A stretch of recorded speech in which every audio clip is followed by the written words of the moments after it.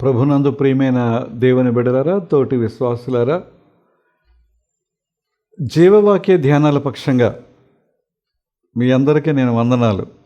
గత దినాలన్నింటిలో కూడా కాపాడిన దేవాది దేవునికి వేలాది వందనాలు మనస్ఫూర్తిగా నేను చెల్లిస్తున్నాను. వింటూ వీక్షిస్తూ క్రొత్త వారికి పరిచయం చేస్తున్న మిమ్మల్ని నేను అభినందిస్తున్నాను. అవకాశం దొరికినప్పుడల్లా క్రొత్త వారికి మీరు పరిచయం చేయాలని నా మనవి, నా విజ్ఞాపన. ఈరోజు మన యొక్క ధ్యాన వాక్య భాగంగా యోహాను సువార్త 7వ అధ్యాయం 37వ వచనం. యోహాను సువార్త 7వ అధ్యాయం 37వ వచనం. ఆ పండుగలో మహాదినమైన అంత్యదినమున యేసు నిలిచి, ఎవడైనను దప్పిగొనిన యెడల నా యొద్దకు వచ్చి దప్పి తీర్చుకునవలెను అని చెప్పిన మాట మనం జ్ఞాపకం చేసుకుంటున్నాం. ప్రార్థన. కృపగలిగిన మా తండ్రి, మీ వాక్యాన్ని ధ్యానిస్తున్నాం. నా నోటి మాటలు, మా అందరి హృదయ ధ్యానములు మీ దృష్టికి యోగ్యంగా చేయమని, అంగీకారంగా చేయమని యేసు నామమున అడుగుచున్నాం తండ్రి, ఆమేన్. ప్రియులారా, ఈరోజు మనం వినే వాక్యానికి నీలో నుండి ఏ ప్రవాహం, ఒక చిన్న క్యాప్షన్ పెట్టుకుందాం. నీలో నుండి ఏ ప్రవాహం అనే చిన్న క్యాప్షన్ పెట్టుకుందాం. ఆ పండుగలో అన్నారు కదండి ప్రభువారు, అది పర్ణశాలల పండుగ. యూదులకు 3 ముఖ్యమైన పండుగలు మనందరికీ తెలుసు. అందులో పర్ణశాలల పండుగ చాలా ప్రాముఖ్యమైనది. ఇది యాతనీము అనేటువంటి నెలలో వచ్చేటువంటి పండగ. ఈ యాతనీము అనేటువంటి ఈ పండగ, ఈ యాతనీము అనేటువంటి ఈ నెల యూదుల నెలలలో 7వ నెల. ఒకవేళ మన క్యాలెండర్ ప్రకారం చూసుకుంటే సెప్టెంబర్ 15వ తారీఖు నుంచి అక్టోబర్ 15వ తారీఖు మధ్యలో, సెప్టెంబర్ 15 తర్వాత అక్టోబర్ 15కు ముందు ఆ నెల రోజుల్లో వచ్చే నెలని యాతనీము అని అన్నారు. అలాగే యూదుల యొక్క చరిత్రకారుడు జోసిఫస్ అనే ఆయన, అప్పుడప్పుడు మనం ఆయన పేరు వింటూ ఉంటాం. యూదుల యొక్క చరిత్ర, రాజుల యొక్క చరిత్ర అంతా రాశారు ఆయన ఎక్కువగా. ఆయన దీనిని త్రిషి అని అన్నారు. తిష్రీ అని అన్నారు. ఒకవేళ ఇంగ్లీష్లో మనం చెప్పుకుంటే TISHRI, తిష్రీ అని యూసిఫస్ గారు దీనికి నామకరణం చేశారు. ఏమంటే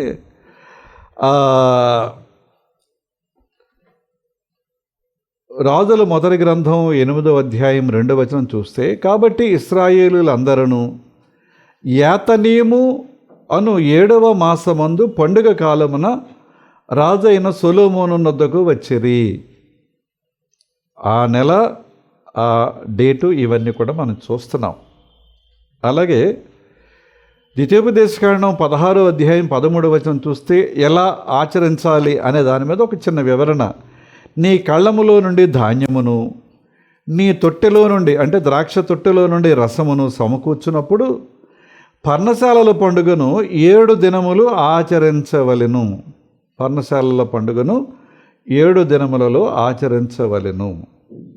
ఆ 7 దినాలు ఎలాగో ఆచరించాలి అనే వివరణ సంఖ్యాకాండం 29వ అధ్యాయం 12 నుంచి 35 వచనాలలో ఇవ్వబడింది.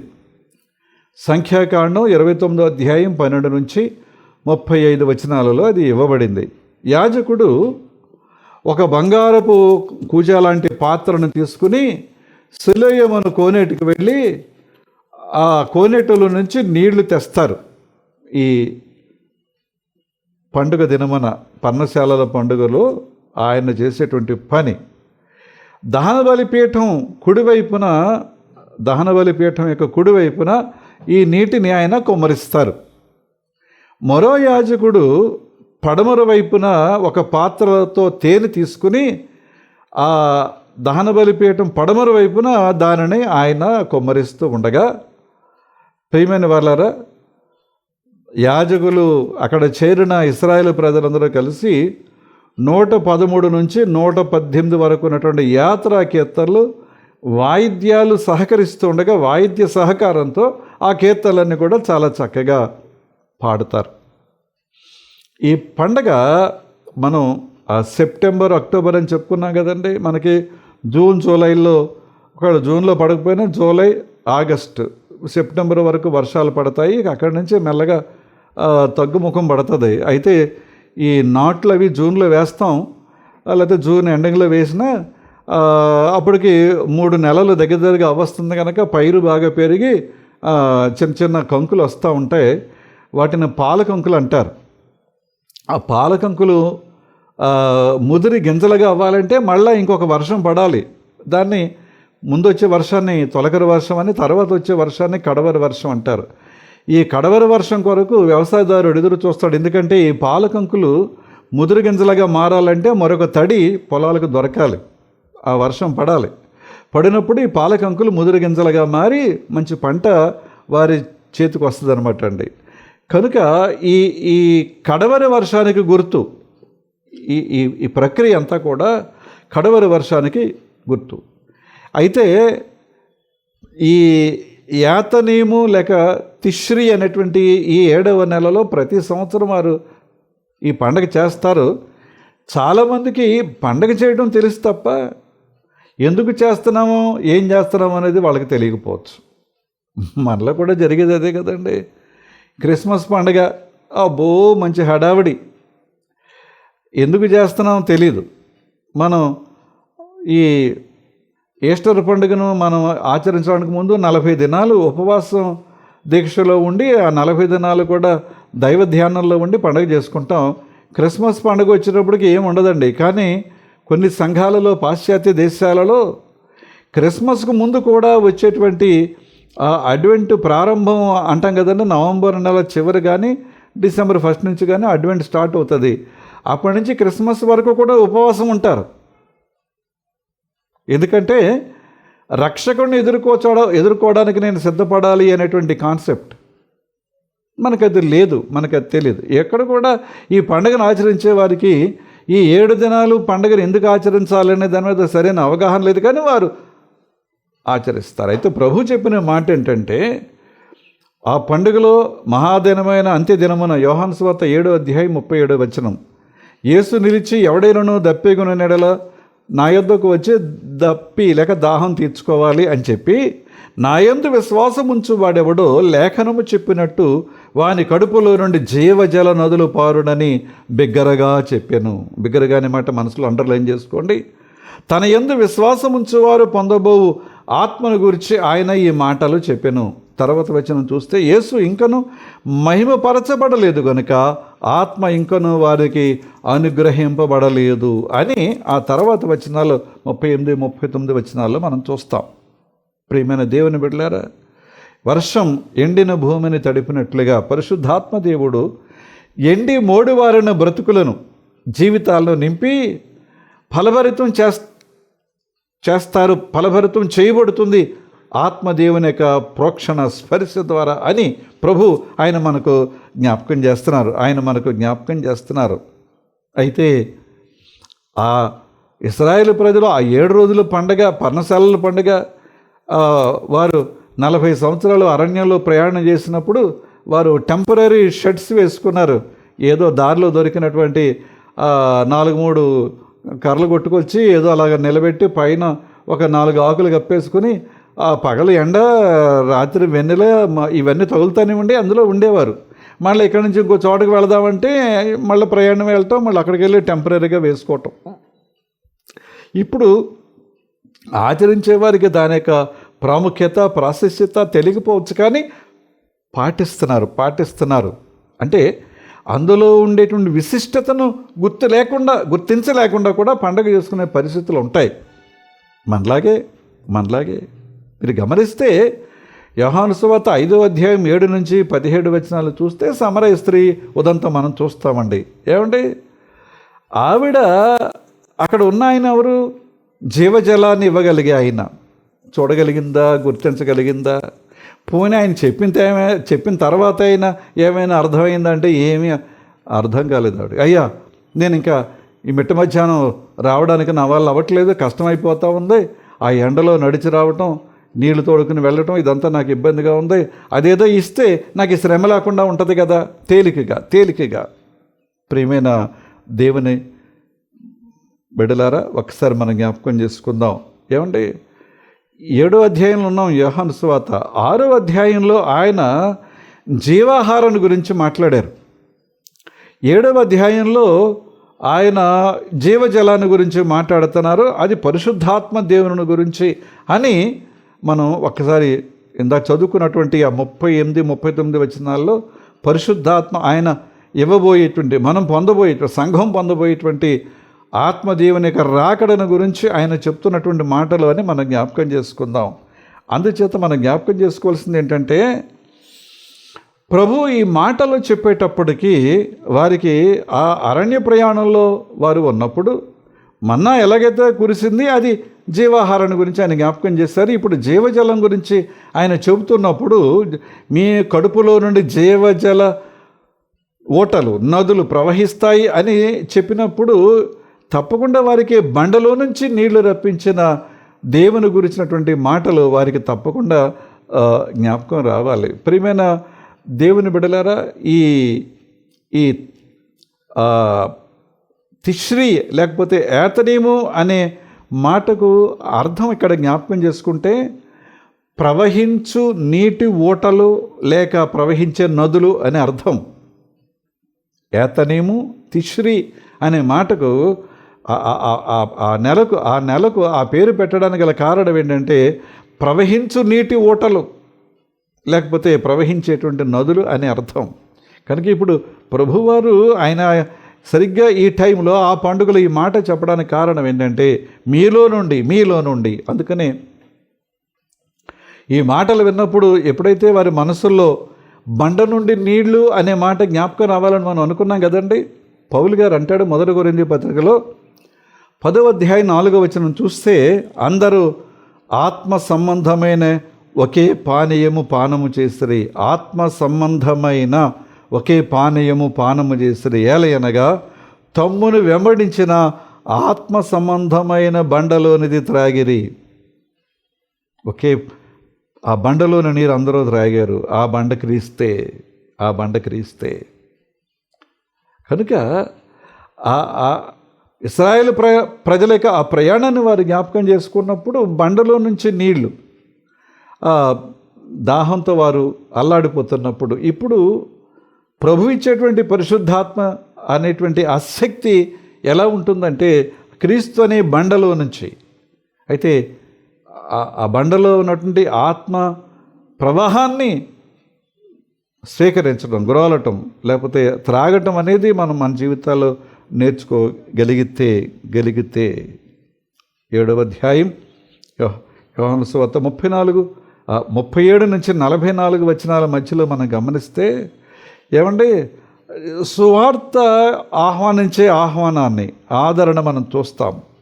ఆయన ఆ మాటలు చెప్తూ అక్కడ ఏముంటుందంటే, నా యందు విశ్వాసం ఉంచు వాడెవడో లేఖనము చెప్పినట్టు వాని కడుపులో నుండి జీవజల నదులు పారునని బిగ్గరగా చెప్పాను అని అందట. ఆ బిగ్గరగా అనే మాట ఇందాక నేను మీకు చెప్పాను, నేను మీ హృదయాల్లో దాన్ని అండర్లైన్ చేసుకోండి అని చెప్పానండి. ఏమండి, అది అండర్లైన్ చేసుకోండి అని చెప్పాను నేను. ప్రియమైన దేవుని బిడ్డలారా, ఈ మంత్రాలు అనేవి మనం వింటాం, తంత్రాలు అనేవి కూడా వింటాం. ఆ తంత్రాలు ఏంటంటే తాంత్రిక శక్తిని గురించి. ఈ మంత్రాలు కానీ తంత్రాలు కానీ బిగ్గరగా చెప్పరు. ఎవరైతే దానిని స్వీకరించబోతున్నారో అతని చెవిలో రహస్యంగా చెప్తారు. అది ఇంకొకరికి తెలియకూడదు, ఇంకొకరికి చెందకూడదు అనేటువంటి ఉద్దేశం. కానీ సువార్త మంత్రాలు తంత్రాలాగా రహస్యంగా చెప్పేది కాదండి, బిగ్గరగా అందరికీ రక్షణ, అందరికీ కావాలి, ఈ రక్షణానుభవంలోకి అందరూ రావాలి అనేటువంటి దేవుని యొక్క ఉద్దేశం ఈ సమయంలో మనం జ్ఞాపకం చేసుకుంటున్నాం. ఏంటి దాహం? ఆ పండుగలో మహాదినమైన అంత్యదినమున యేసు నిలిచి ఎవడైనా దప్పిగొనిన ఎడల, ఎవరైనా దాహంగా ఉంటే నా యొద్దకు వచ్చి దప్పి తీర్చుకోవాలి. ఏ దాహంతో ఉన్నారు? చాలామంది ఆ వేళ ఆయనను వెంబడిస్తున్నారు కదండి. చాలామంది జనసమూహం వెంబడిస్తున్నారు. కొన్నిసార్లు వందల్లో ఉన్నారు, కొన్నిసార్లు వేలలో ఉన్నారు, మనందరికీ తెలిసిన సంగతే. అయితే ఆ వెంబడించే వారిలో చాలామంది పేద బ్రతుకుతున్నవారు ఉన్నారు. ఈయన కూడా వెళితే ఆహారం దొరుకుతుందని ఆశతో వెంబడించేవారు ఆయన కూడా ఉండొచ్చు.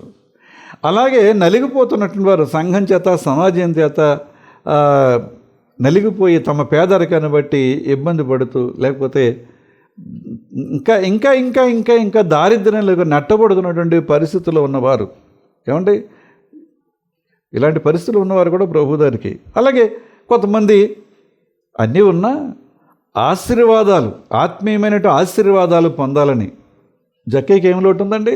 ఏమీ లేదు, బోడంత ఆశీర్వాదుడు అయిపోయాడు. కానీ యేసును చూడాలనుకున్నాడంతే, యేసును చూడాలనుకున్నాడంతే. అలాగే మగ్దలేనే మరియను గురించి మనం జ్ఞాపకం చేసుకుంటే, అసలు యేసు ప్రభుని ఆయన శిష్యులందరినీ కూడా వారు వెడుతున్న ప్రతి చోటకి ఆమె వెళ్ళి తన పరివారంతో వారికి కావాల్సిన వసతి సౌకర్యాలన్నీ కూడా ఆవిడ చూసేది అని కొన్ని పుస్తకాల ద్వారా, గ్రంథాల ద్వారా మనం నేర్చుకుంటాం. అంచేత అలాంటి వారు కూడా ఉన్నారు. అలాగే నీతి కొరకైనటువంటి దాహం కావాలి. ఎందుకంటే నీతి అనేది రోజు రోజుకి తగ్గిపోతూ వస్తుందండి, మృగ్యమైపోతూ ఉంది. ఎక్కడ చూచినా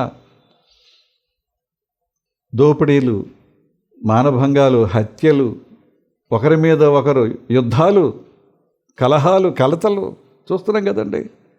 అంచేత నీతి కొరకు ఆకలి దాహం కలిగిన వారు కొంతమంది ఆయన దగ్గరికి వస్తున్నారా? అయితే ఎవరు ఏ పరిస్థితుల్లో ఉన్నా, నా మాట గమనించండి, చాలా రకాలు చెప్పుకొచ్చాం కదండి.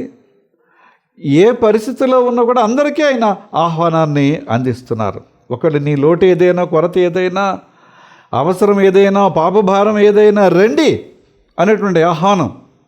కనుక మన కొరకు మనం క్రీస్తుని తయారు చేసుకోవద్దు. నేను అనుకున్న క్రీస్తు, నా క్రీస్తు ఇలాగే ఉండాలి వద్దండి. ఆ తప్పు చేయొద్దు, ఆ పొరపాటు చేయొద్దండి. క్రీస్తుకు తగిన విధంగా మనల్ని మనం సిద్ధపరచుకోవాలి. క్రీస్తుకు తగిన విధంగా మనల్ని మనం తయారు చేసుకోవాలి. ఈ విషయాన్ని మనం మర్చిపోవడానికి వీల్లేదు. ఏమండి, ఇశ్రాయేలీలు అందరూ కూడా ఆ బండలోనిది త్రాగారు.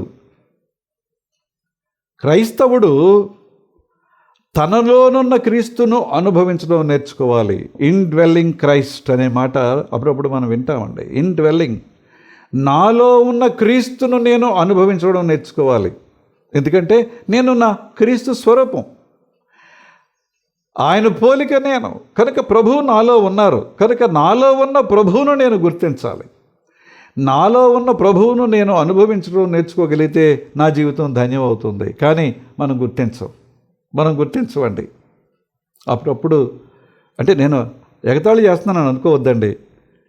మా కోసం ప్రార్థన చేయండి, మా కోసం ప్రార్థన చేయండి, మా కోసం ప్రార్థన చేయండి, తప్పులేదు. ప్రార్థనా సహవాసం కోరటం.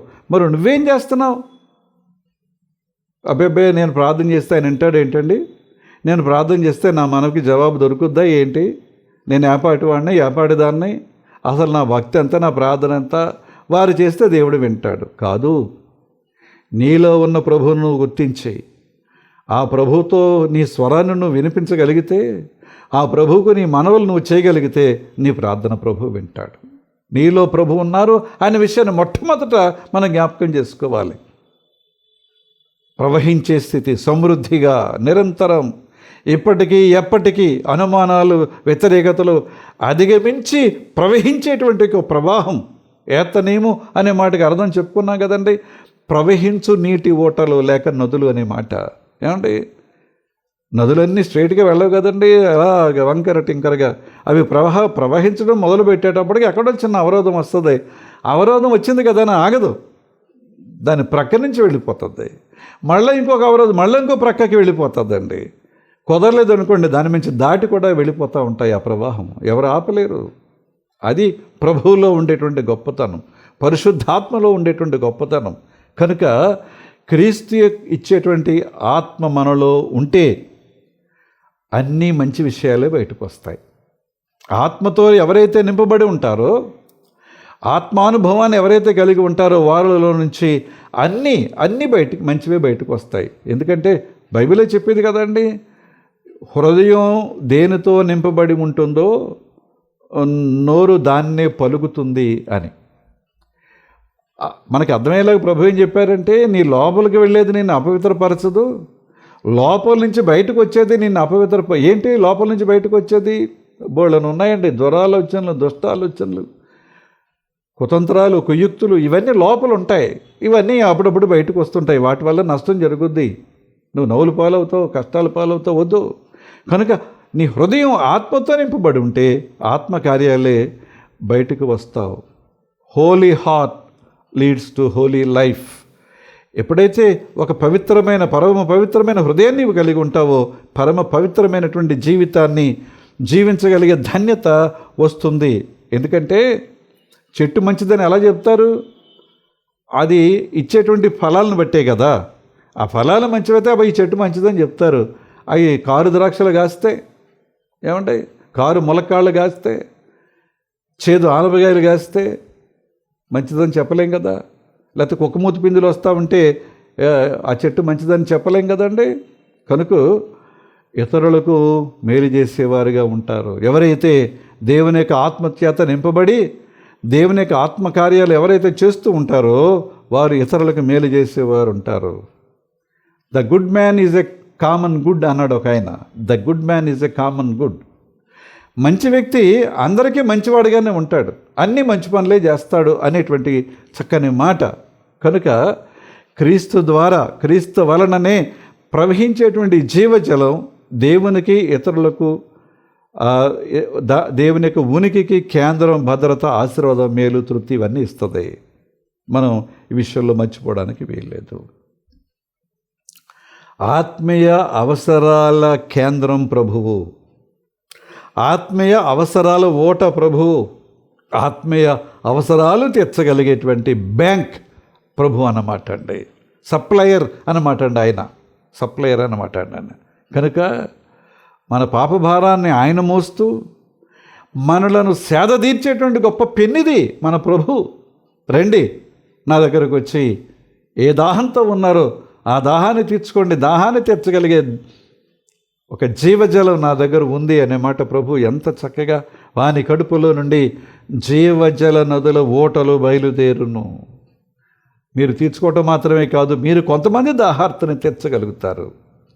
మీరు తీర్చుకోవడం మాత్రమే కాదు, కొంతమందిని మీరు సేద తీర్చగలుగుతారు, ఆదరించగలుగుతారు, ఓదార్చగలుగుతారు అనేటువంటి మాట. విశ్వాసులు రక్షింపబడి ఇతరులకు మేలు చేస్తారు. ప్రియమైన దేవుని బిడ్డలారా, వారి యొక్క జీవితాల ద్వారా, వారి జీవితాల ద్వారా 3 విషయాలు చెప్తాను, ప్రాముఖ్యమైన విషయాలు బాగా గమనించండి.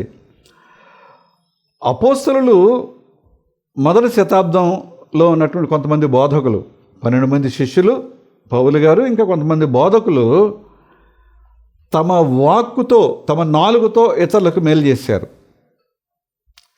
అలాగే పశ్చాత్తాపబడిన దొంగ కానీ, స్టెఫను కానీ, హతసాక్షులు కానీ వారు చనిపోతూ ఇతరులకు మేలు చేశారు. కొంతమంది దైవజనులు, బక్సా బట్లర్, జాన్ బనియన్, ఎం చీనే, ఇలాంటి పెద్ద పెద్ద వారు ఉన్నారు. వారు చనిపోయిన తర్వాత కూడా తాము వ్రాసిన వ్రాతల ద్వారా కొంతమందికి మేలు చేస్తూనే ఉన్నారు. మనం చదువుతున్న పుస్తకాలను బట్టి, వారి యొక్క గ్రంథాలు, వారి యొక్క రచనలను బట్టి మనం మేలు పొందుతూనే ఉన్నాం. అయితే ప్రతి క్రైస్తవ విశ్వాసి, క్రీస్తు విశ్వాసి ఆశీర్వాదపు ఓటగా ఉండాలి అనేది దేవుని యొక్క ఉద్దేశం. ఆశీర్వాదపు జీవజలంగా ఉండాలి అనేది.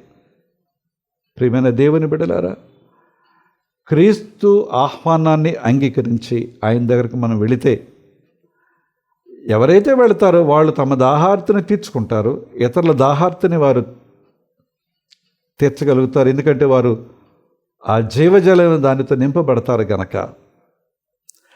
ఏమండి, ఆ నింపబడింది బయటకు వచ్చినప్పుడు అనేక మంది తృప్తిపరచబడతారు, సేద తీర్చబడతారు, ఆదరించబడతారు, ఓదార్చబడతారు, ప్రభు దగ్గరకు వారు రాగలుగుతారు, మళ్ళగలుగుతారు.